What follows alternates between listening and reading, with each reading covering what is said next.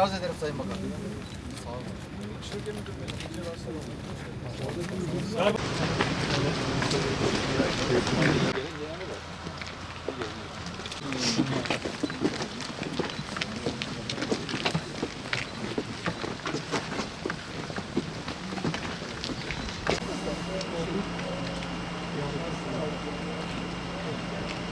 Kapının yanındaki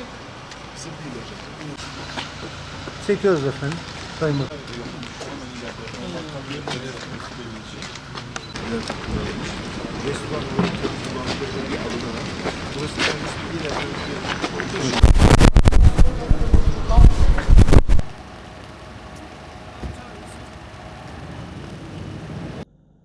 Evet, öncelikle dünkü araç kazasında görev şehidi olan şehitlerimiz Yusuf Açaya ve Selman Akarsel'e Cenab-ı Hak'tan rahmet diliyorum.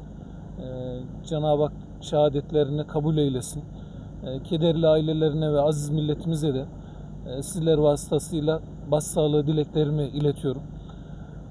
Allah böyle acı günler yaşatmasın milletimize. Bu temennimi dile getirerek sözlerime başlamak istiyorum.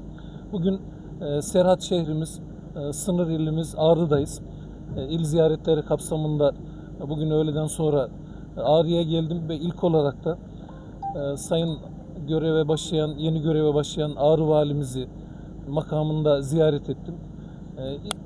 İlde yürütülen çalışmalar hakkında kendisinden bilgiler aldım. Ardından AK Parti il teşkilatımızı ziyaret ettim. Teşkilat mensuplarımızla buluşmuş olduk. Ardından da yine göç idaremize bağlı olan geri gönderme merkezini ziyaret ettim.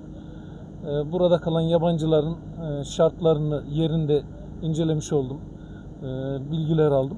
Daha sonradan da Ağrı'daki incelemelerimizi tamamladıktan sonra şu anda Gürbulak sınır kapısındayız. Sınır kapımızın sıfır noktasındayız. Malumlarınız 28 Şubat tarihinden itibaren sınırın öbür tarafında, İran tarafında, İran'la ABD-İsrail arasında süregelen bir savaş var. Ve savaşın ne kadar daha süreceği, ne zaman sona ereceği konusunda da herhangi bir belirlilik yok. Dolayısıyla biz savaşın muhtemel sonuçlarıyla ilgili kendi tarafımızda alınan tedbirleri gözden geçirdik. Burada Doğu Beyazıt Kaymakamımızdan briefing aldık. Ve alınan tedbirleri de yerinde incelemiş olduk. Ben şunu rahatlıkla ifade edebilirim ki burada tüm planlamalar, tedbirler alınmış durumda. Herhangi bir sıkıntı yok. Temennimiz inşallah bu savaş kısa süre içerisinde sonuçlanır, biter. Yeniden barış ve huzur ortamına dönülmüş olur. Teşekkür ederim. Çekiyoruz efendim. Sayın Bakan.